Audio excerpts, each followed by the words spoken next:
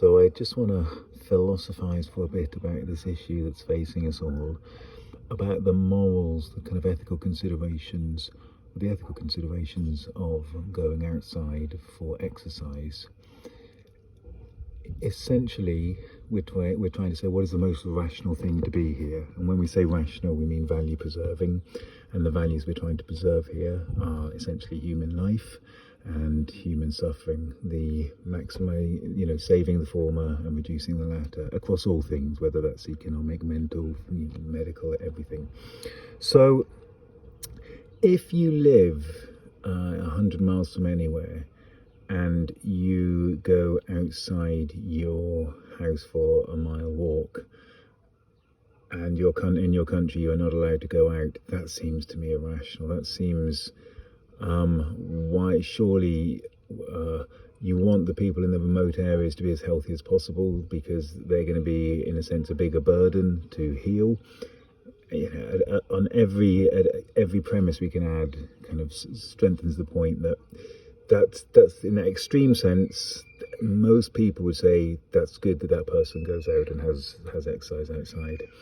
And then if you take someone living in the Forbidden City, or in Hong Kong, the most densely populated place on earth, it's just not clear cut there that they should be going out for exercise, because by definition they're going to be passing other people, and just the risk of virus is huge there. Whereas to the person in the middle of nowhere, the Bedouin, are we saying this has to apply to Bedouins? It's as a kind of moral thing. I'm not talking about individual laws in individual countries.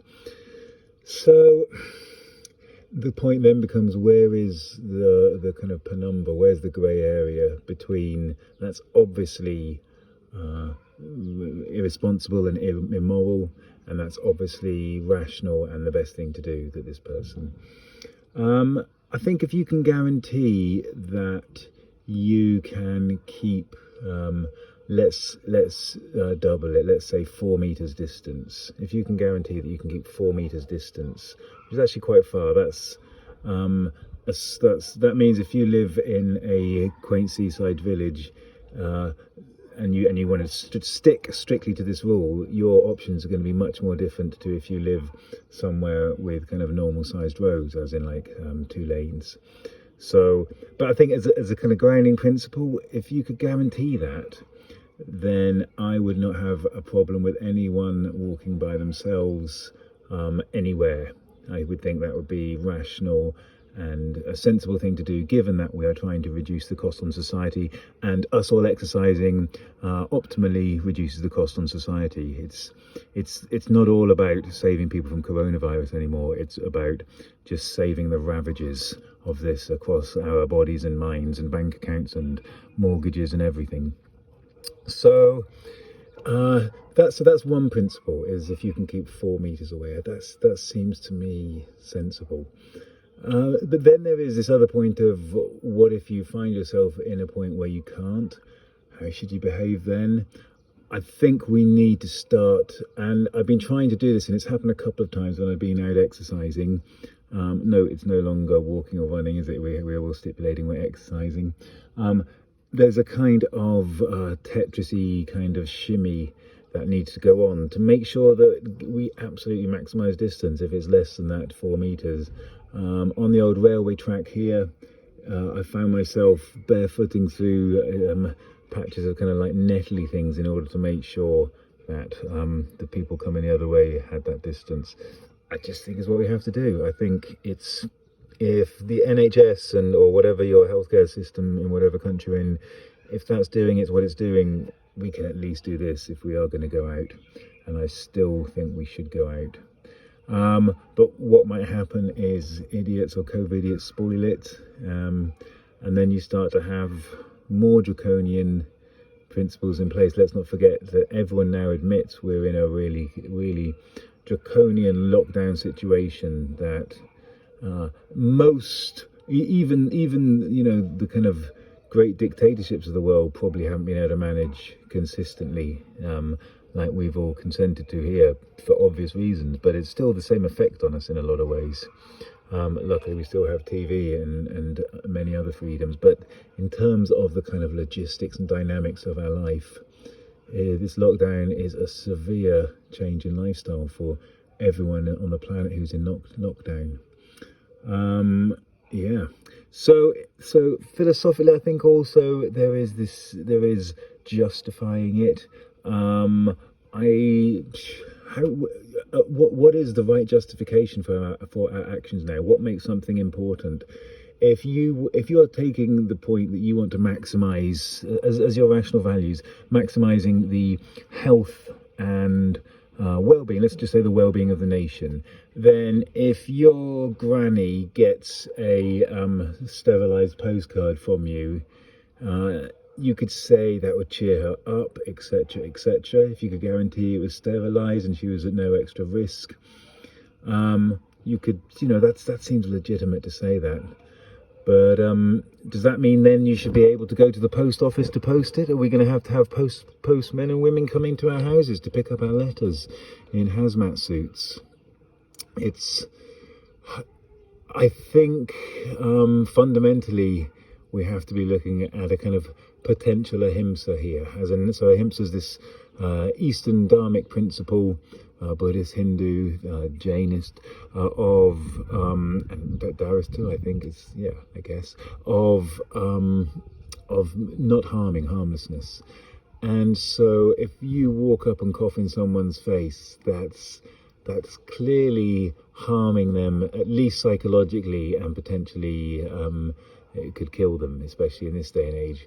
Whereas if you walk past someone on the other side of the road and give them a smile and doff your hat or whatever, that's not harming them. So are we being harmful in our actions? I think also the idea of potential harm is really important here. So I saw a young guy today on a skateboard. And I thought, as I ran past him, I thought, okay, skateboards are putting them, he is putting himself at a lot more risk than if he was walking or running, traveling on a skateboard. So if he falls over and breaks his legs, that's just a strain on the health service that we cannot afford to take. Nobody needs that right now. 2 months ago, no problemo. We've got a great health service that totally could have dealt with that. But nowadays, no, if you do that, if you're going to go scuba diving or skydiving or axe throwing, you're taking this burden of potential extra stress and strain on whatever health service it is. And there's a moral cost to that. It's not clear cut. And then you say, well, once you acknowledge that, if you say, okay, it is irrational for me to suddenly take up free diving, right now, then do you also say, okay, you shouldn't cycle for exercise? Are we going to end up banning sharp knives because if someone cuts themselves badly, it means that there's an extra strain on the NHS? It's absurd, but that's the reductio ad absurdum, isn't it? That's how it works. It's really unclear to work this through. So I think these are discussions we're going to have to be having. I'm sure we are already having them. I think right now there's a kind of trend of shaming which needs to know its bounds. So I've been calling people out. And I think we have a duty to. I think if you see a group of people huddled, you should call them out. In this, because it's like if you saw a group of people juggling with uranium or sarin gas files, it's just, you can't do that. Whereas if you saw one person running by themselves, that's, they shouldn't be shamed. But it is coming now that we're starting to have to justify our actions in terms of probably what we're buying. Is it okay to go to Sainsbury's for whatever? Who decides what's essential? It's going to get interesting. It's going to get tricky. We have to keep thinking about it. We have to keep examining the situation, because if like internally into ourselves and how it affects us, that's going to be one of the key strategies, I think. Okay, I'm nearly at 10 minuten. I'm going to say adios and cheerio. Adios and cheerio.